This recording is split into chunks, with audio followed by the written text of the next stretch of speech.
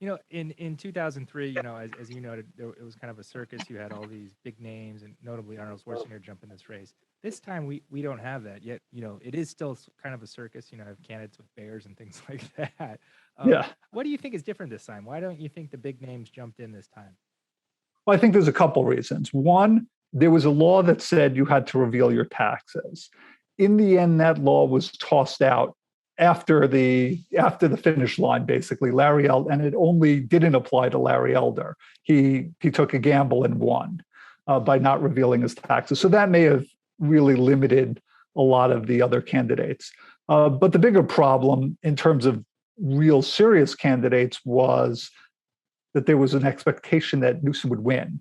And that probably limited a lot of people who may have taken a chance anyway, especially on the Democratic side. They decided, hey, I'm not going to really go into this and risk it. Plus, there's more of a partisan feel, and there's maybe more of a partisan feel all over the country. So if you're against this, then you are not a good Democrat. Right. If you're not doing that. So that really maybe was a big factor in stopping as big of a circus as it could have been.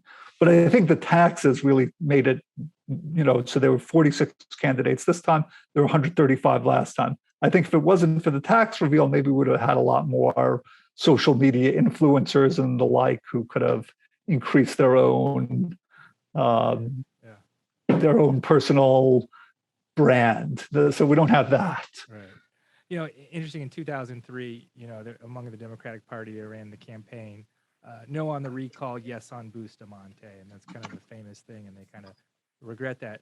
This year, they're just saying vote no, don't vote on a replacement candidate. Kind of what's your opinion on that? And kind of how are you seeing that unfold as the election goes on? Well, I think optically, the way they presented it didn't come out too well, but it was definitely the right strategy. If you look at the recalls in California, if you look at not only Gray Davis, but the state Senate and state assembly recalls, you see that it does not work to say, okay, they're going to recall them, but then they're going to vote for our side.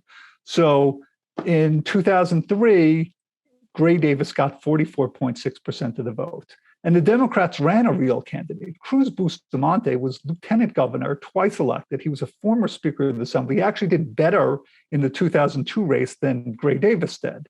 And what happens? He gets 31.5% of the vote. The Republicans on Davis had 55.4% of the vote voted to remove Davis. But 62.5%, at least, it was probably more if you include all the little votes, voted for Republican candidates. And you see this in all the state Senate races. You see that Josh Newman in 2018 was replaced by a Republican, and the Republicans combined got 58.1%, the same amount that voted to remove him.